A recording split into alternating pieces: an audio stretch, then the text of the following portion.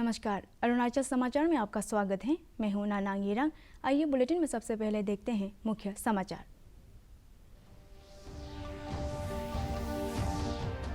अरुणाचल विधानसभा में राज्यपाल के अभिभाषण पर धन्यवाद प्रस्ताव ध्वनि मत से पारित। प्रश्नकाल के दौरान कांग्रेस सदस्य नाबम तुकी द्वारा पूछे गए एक सवाल के जवाब में मुख्यमंत्री पेमा खांडू ने कहा, एडवोकेट जनरल के सलाह पर एपीपीएससी के अध्यक्ष और सदस्यों की नियुक्तियों को किया गया रद्द। अरुणाचल विधानसभा में Assam frontier administration of justice regulation संशोधन विधेयक, Arunachal Pradesh protection of drinking water catchment areas विधेयक और अरुणाचल प्रदेश जीएसटी संशोधन विधेयक पारित। मुख्यमंत्री ने कहा, गांव बूढ़ा और गांव बूढ़ी को मिलेंगे ज्यादा अधिकार। भाजपा की अरुणाचल प्रदेश इकाई ने वित्त वर्ष 2023-24 के बजट की सराहना। कहा, बजट में कौशल विकास, रोजगार, सीमांत क्षेत्रों के विकास, कनेक्टिविटी, शिक्षा, गांव बूढ़ा और गांव बूढ़ी के मानदेय को बढ़ाने और सभी वर्गों के विकास के लिए जरूरी प्रावधान।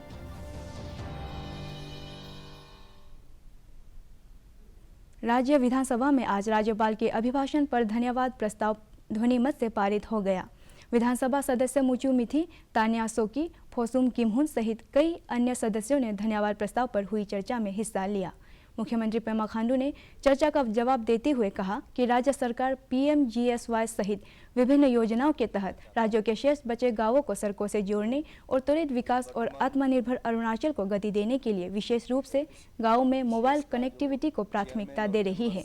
इधर प्रश्नकाल के दौरान कांग्रेस सदस्य नाबम तुकी ने अरुणाचल प्रदेश राज्य लोक सेवा आयोग एपीपीएससी के अध्यक्ष और सदस्यों की नियुक्ति के मामले में सरकार से स्थिति स्पष्ट करने की मांग की। अपने जवाब में मुख्यमंत्री पेमा खांडू ने कहा कि कई संगठनों और पेरेंट्स बॉडी की मांग पर एडवोकेट जनरल की सलाह पर एपीपीएससी के अध्यक्ष और सदस्यों की नियुक्ति को रद्द कर दिया गया है। गौरतलब है कि retired lieutenant general Shantanu Dayal को एपीपीएससी का अध्यक्ष, जबकि रिटायर्ड कर्नल कोच तारी, नेरिस के प्रोफेसर प्रदीप लिंगफा और राष्ट्रीय बाल अधिकार संरक्षण आयोग की पूर्व सदस्य रोजी ताबा को सदस्य नियुक्त किया गया था। दोबारा फिर एक सिलेक्शन प्रोसेस में डाला जाए। तो एनीवे लोगों का पॉपुलर डिमांड को देखते हुए कैबिनेट ने जो अपॉइंटमेंट किया था उसको लर्नेड सीनियर एडवोकेट जनरल का व्यू लेते हुए उसको हम लोग ने ये खारिज कर दिया, उसको कैंसिल कर दिया है। क्योंकि अपॉइंटमेंट तो हुआ था मगर स्वेयरिंग इन नहीं हुआ था, तो इसलिए उन लोगों का अपॉइंटमेंट जो है कैंसिल हो गया है।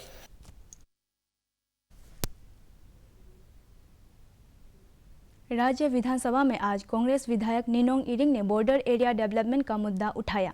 अपने जवाब में वित्त मंत्री चोना मेन ने कहा कि वर्ष 2021 से केंद्र सरकार ने बॉर्डर एरिया डेवलपमेंट प्रोग्राम की जगह वाइब्रेंट विलेज कार्यक्रम शुरू किया है और राज्य सरकार सीमावर्ती क्षेत्रों के विकास को प्राथमिकता देते हुए अपनी तरफ से भी धनराशि मुहैया करा रही है। Built up a lot of infrastructure along the border areas of our state. I would like to know from the Honorable Chief Minister or from the Honorable Finance Minister, what provisions and additional provisions are you making so that the people in the border areas do not make a shift towards the towns or the plain areas and they stay there in their own boundary areas, so that we can give what kind of provisions, what kind of development activities can you take? Like now you have all taken a very challenging scheme of building the roads right from Tawang to Longding. So what other provisions are there that you are going to take up in these border areas of China, Myanmar or Bhutan? हमारा LAC से लेके जो पहला जो गांव है, उस गांव से लेके 50 किलोमीटर तक जो एरिया होगा उसमें हम बॉर्डर एरिया डेवलपमेंट करेंगे। हम ये हमारा पॉलिसी है एज पर बॉर्डर एरिया। और चाइना का तरफ से आपने पूछा है क्या क्या डेवलपमेंट हो रहा है, वो तो हमें मालूम नहीं है उस तरफ में क्या हो रहा है क्या नहीं हो रहा है, लेकिन हमें मालूम है कि हमारा तरफ हम क्या कर रहा है और क्या करने जा रहा है। जो बीएडीपी है, बीएडीपी का फंड जो है गवर्नमेंट ऑफ इंडिया ने 2021 सितंबर से ये फंड प्रोविज़न बंद कर दिया है, फंड प्रोविज़न बंद कर दिया है। उसका बदली में एक नया स्कीम लॉन्च किया है, वाइब्रेंट विलेज। और ये जो है यूनियन बजट में ऑलरेडी अनाउंस किया गया है। ये इंडो तिब्बत बॉर्डर, या नॉर्दर्न बॉर्डर बोलता है उनको, इंडो तिब्बत बॉर्डर के लिए है ये। और मॉडलिटीज़ अभी तक बना नहीं है उसका, वाइब्रेंट विलेज का। तो जब मॉडलिटीज़ हो जाएगा, सो हमें आशा है कि हम अरुणाचल प्रदेश में बॉर्डर एरिया में अंडर वाइब्रेंट विलेज और प्रोग्राम ले पाएगा। और साथ ही साथ हम ये भी आपको आश्वासन देता है कि हमारा ये वाइब्रेंट विलेज का तहत हम अरुणाचल का सरकार का तरफ से भी हम टॉप अप देंगे उसके लिए। राज्य विधानसभा में आज 3 विधेयक पारित हुए, जिसमें Assam frontier administration of justice regulation संशोधन विधेयक 2023, Arunachal Pradesh protection of drinking water catchment areas विधेयक 2023 और अरुणाचल प्रदेश जीएसटी संशोधन विधेयक शामिल है। Arunachal Pradesh protection of drinking water catchment areas विधेयक 2023 पर चर्चा में हिस्सा लेते हुए कई सदस्यों ने सरकार से हर घर के लिए जल की आपूर्ति, कृषि और अन्य विकास कार्यों के लिए जल की उपलब्धता सुनिश्चित करने के लिए जल स्रोतों के संरक्षण और बढ़ती हुई जरूरतों को ध्यान में रखते हुए कारगर नीति और उस पर प्रभावी अमल पर जोर दिया। The bill be passed. Those in favor may say ayes. Those against may say no. I think ayes have it, ayes have it, ayes have it.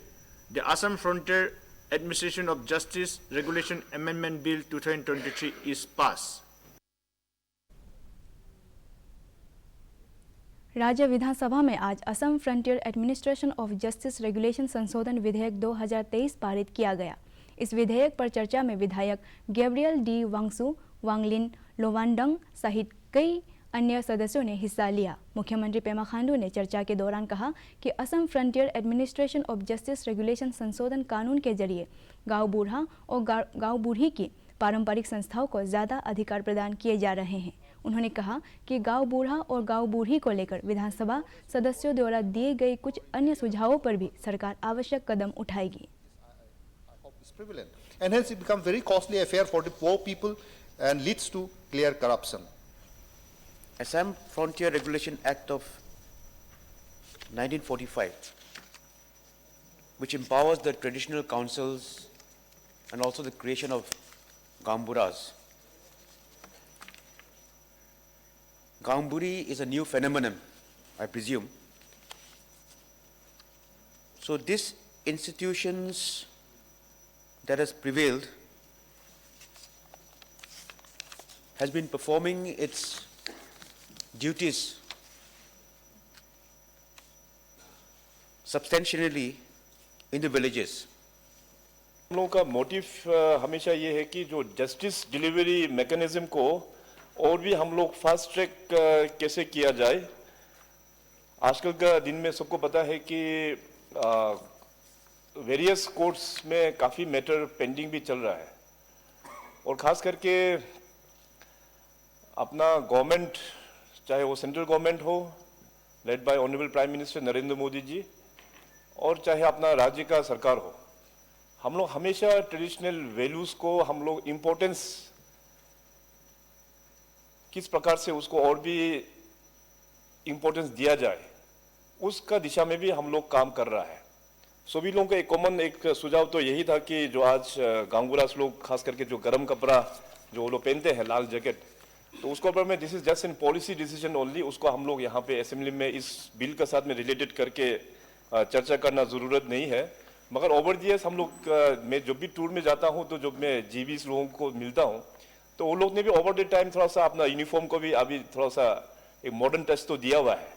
बहुत सारा चीज़ जो है अभी जैसे जीबी का नोमेनक्लेचर भी चेंज होना है बोल के भी यहाँ में कुछ मेंबर्स ने बात उठाया है, क्योंकि गांव बुरा और गांव बुरी आज का युग में सुनने में थोड़ा अच्छा नहीं दिख रहा है टाइप का ऐसे बोला है। बट दिस आर ऑल कुछ सोशल इश्यूज भी है, इसको हम लोग फिर लार्जर प्लेटफॉर्म में हम लोग डिस्कस करेंगे। तो अभी जो मेन जो हमको जो यहाँ पे देखने को मिल रहा है और जो पार्टिसिपेशन यहाँ पे जो हुआ है, खास करके अभी अगर हम लोग चीफ्टेनशिप का बारे में बात करें, राज्य विधानसभा में प्रश्नकाल के दौरान कांग्रेस विधायक नाबम तुकी और लोम्बो तायेंग ने अरुणाचल प्रदेश के ट्राइबल लोगों को इनकम टैक्स विभाग से नोटिस मिलने का मुद्दा उठाया। श्री तुकी ने कहा कि वित्तीय लेन देन के लिए पैन कार्ड को अनिवार्य बनाने के बाद स्थानीय लोगों द्वारा कई वर्षों पहले किए गए मनी ट्रांजैक्शन के लिए IT नोटिस आने से वे परेशान हैं। इस मुद्दे पर मुख्यमंत्री पेमा खांडू ने कहा कि कानून के मुताबिक राज्य के ट्राइबल लोगों को इनकम टैक्स देने से छूट मिली हुई है, लेकिन उन्हें अपने इनकम का सोर्स बताना जरूरी है। उन्होंने कहा कि बड़े अमाउंट और अधिक मनी ट्रांजैक्शन होने पर ऑटोमेटिक IT नोटिस जारी हो जाता है और लोगों को इससे डरने के बजाय अपने आय के स्रोत के बारे में सही जानकारी और ज़रूरी रिकॉर्ड जमा करना चाहिए। इस समस्या के समाधान के लिए मुख्यमंत्री ने राज्य के जनजातीय लोगों से भी इनकम टैक्स रिटर्न भरने को कहा। इनकम टैक्स जो नोटिस आम लोगों को जो भेज रहा है, तो ऑफिस वो लोग गुवाहाटी में बैठते हैं और अरुणाचल का जितना भी ऑफिसर्स है, बिजनेसमैन है, कॉमन पब्लिक है, इन लोगों ने अपना ज़मीन जायदाद बेच के और अपना छोटा मोटा बिजनेस करके, खेती करके, बागान करके अनेक प्रकार से इनकम से कैश डिपॉजिट बैंक में ट्रांजैक्शन करते थे। 5 साल पहले, 10 साल पहले, 20 साल पहले। उसको अभी पैन कार्ड से सबको लोगों को पैन कार्ड इशू कर दिया गया बिजनेस करने के लिए, इनका कार्रवाई करने के लिए। वो पैन कार्ड में सारा डॉक्यूमेंट हर एवरी इंडिविजुअल का आ जाता है और उसे चुन चुन करके वो नोटिस भेजते हैं, पेनल्टी लगाते हैं और गुवाहाटी में बुला करके वो क्वेश्चन करते हैं और पेनलाइज करते हैं कि तुमको इतना पेनल्टी देना पड़ेगा, इतना टैक्स भरना पड़ेगा। अगर इसमें 1 लाख का या 10 लाख का अगर डिपॉजिट भी हो गया, उसका ऊपर में भी वो पेनल्टी लगा करके नोटिस करके रिपोर्ट इस प्रकार से अनेक लोगों से आ रहा है, लेकिन सरकार का नॉलेज में है कि नहीं पता नहीं है। स्पीकर सर, हम लोग जरूर इनकम टैक्स से एग्जम्प्टेड है, नो डाउट, मगर बैंक में एबनॉर्मल अगर ट्रांजैक्शन होगा तो ऑटोमेटिक सिस्टम में रिफ्लेक्ट किया जाएगा उसको, तब जाके उसको नोटिस आ जाता है, तो जाके उसको एक्सप्लेन करना पड़ता है कि आपका अकाउंट में इतना जो एबनॉर्मली जो ट्रांजैक्शन हो गया उसका सोर्स ऑफ इनकम क्या है। सोर्स ऑफ इनकम तो हम लोगों को दिखाना ही पड़ेगा। We are exempted from the source, income tax से एग्जम्प्टेड है, मगर आपका सोर्स कहाँ से आपको इतना पैसा आया है उससे हम लोग एग्जम्प्टेड नहीं है। वो तो आपको ये दिखाना ही पड़ेगा इनकम टैक्स ये वालों को। तो वही जाके इनकम टैक्स ऑफिस में जाकर आपको सोर्स ऑफ इनकम ये है बोल के विद सपोर्टिंग डॉक्यूमेंट्स दे देने से वो तो मामला खत्म है, उसमें उतना सीरियस वाला बात नहीं है। मगर एक हैबिट जो है आज कैश डिपॉजिट कई वो ढूंढ रहा है, कैश डिपॉजिट, चाहे वो कैश डिपॉजिट भी हो, जो भी हो, आपका सोर्स ऑफ इनकम तो आपको एक्सप्लेन करना पड़ेगा ना। जब तक आप सोर्स ऑफ इनकम एक्सप्लेन नहीं करेगा तो कैश तो कहीं से तो ऑटोमेटिक आसमान से तो गिरेगा नहीं, या तो जमीन बेचेगा, या तो गाड़ी बेचेगा, या तो कुछ बिजनेस करके कैश होगा। तो जो भी हो उसका रिलेटेड जो भी एविडेंस है वो लेके देना होगा। तो स्पेशली मैं इंटरव्यू इसलिए करना चाहता था ऑनरेबल स्पीकर साहब कि हम लोगों का इनकम टैक्स रिटर्न का जो फाइलिंग जो होता है, इनकम टैक्स रिटर्न का वो प्रोसीजर जो है हम लोगों को भी एडॉप्ट करना चाहिए और वो हैबिट रखना चाहिए ताकि फ्यूचर में इस प्रकार से प्रॉब्लम ना हो। अंजाव जिले में LAC से कुछ मीटर की दूरी पर स्थित दीचू में नई मिनी हाइड्रो प्रोजेक्ट से विद्युत उत्पादन शुरू हो गया है। विद्युत मंत्रालय का पदभार संभाल रहे उप मुख्यमंत्री चोना मेन ने बताया कि राज्य सरकार बॉर्डर विलेज इल्यूमिनेशन प्रोग्राम के तहत सीमांत क्षेत्रों में माइक्रो और मिनी हाइडल प्रोजेक्ट स्थापित कर रही है। उन्होंने कहा कि सरकार सुदूर और सीमावर्ती गांवों में बिजली की आपूर्ति को प्राथमिकता देते हुए जल विद्युत परियोजनाओं को तेजी से पूरा कर रही है। महिला सशक्तिकरण भारत की G20 की अध्यक्षता की अहम प्राथमिकताओं में शामिल है। G20 शेरपा अमिताभ कांत ने स्पष्ट किया है कि भारत G20 के माध्यम से ऐसे विकास को प्रोत्साहित करेगा जिसमें महिलाओं की भूमिका अहम होने जा रही है। के माध्यम से ऐसे विकास को प्रोत्साहित करेगा जिसमें महिलाओं की अहम भूमिका होने जा रही है। एक निजी अखबार में अपने विचार व्यक्त करते हुए अमिताभ कांत ने भारत द्वारा महिलाओं के उत्थान के लिए उठाए जा रहे कदमों का उल्लेख किया। बेटी बचाओ बेटी पढ़ाओ अभियान से 2014 के बाद लिंग अनुपात में 16 अंकों की बढ़ोतरी हुई। मुद्रा योजना का लाभ लेने वाली माइक्रो फाइनेंस कर्ज में महिलाओं की हिस्सेदारी 70% से ज्यादा रही। मिशन पोषण 2.0 से 1 करोड़ 20 लाख गर्भवती और दुग्धपान कराने वाली महिलाओं को फायदा हुआ। कई कौशल विकास की योजनाओं में महिलाओं की भागीदारी बढ़ी और महिला सुरक्षा योजनाओं के केंद्र में रहा। अमिताभ कांत ने कहा कि G20 महिला सशक्तिकरण के लिए प्रतिबद्ध है। भारतीय जनता पार्टी की अरुणाचल प्रदेश इकाई ने वित्त वर्ष 2022-23-24 के बजट की सराहना करते हुए कहा कि बजट में युवाओं के कौशल विकास, रोजगार के अवसर पैदा करने, सीमांत क्षेत्रों के विकास, कनेक्टिविटी, शिक्षा, नई पुलिस केंद्रों और फायर स्टेशन की स्थापना, गांव बूढ़ा और गांव बूढ़ी के मानदेय को बढ़ाने और सभी वर्गों के विकास के लिए जरूरी प्रावधान किए गए हैं। ईटानगर में संवाददाताओं को संबोधित करते हुए प्रदेश भाजपा के प्रतिनिधियों ने कहा है कि वर्ष 2023 को आत्मनिर्भर अरुणाचल वर्ष घोषित कर कृषि, बागवानी, पशुपालन, मछली पालन, हस्तशिल्प और युवा कौशल विकास योजनाओं से सभी इलाके के लोगों को लाभ मिलेगा। अरुणाचल प्रदेश के ताना पुनिया फेमिना मिस इंडिया 2023 में राज्य का प्रतिनिधित्व करेंगी। मुख्यमंत्री पेमा खांडू ने अपने एक ट्वीट में मिस ताना पुनिया को शुभकामनाएं देते हुए कहा कि अरुणाचल को आप पर गर्व है।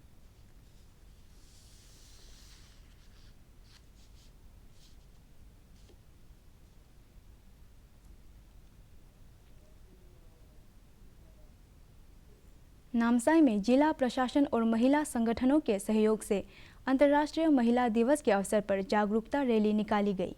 इस मौके पर आयोजित सांस्कृतिक कार्यक्रम में स्थानीय महिलाओं ने हिस्सा लिया। समारोह के दौरान महिलाओं के उत्थान के योजनाओं और विभिन्न समस्याओं पर चर्चा हुई।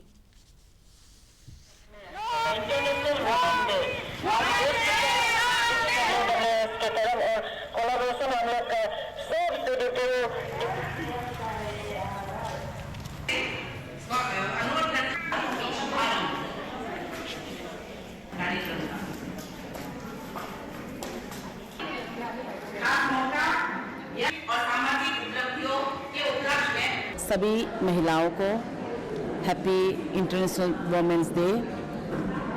हमारे यहाँ आज जो है Namsai district as a whole हम लोग international women's day celebration town club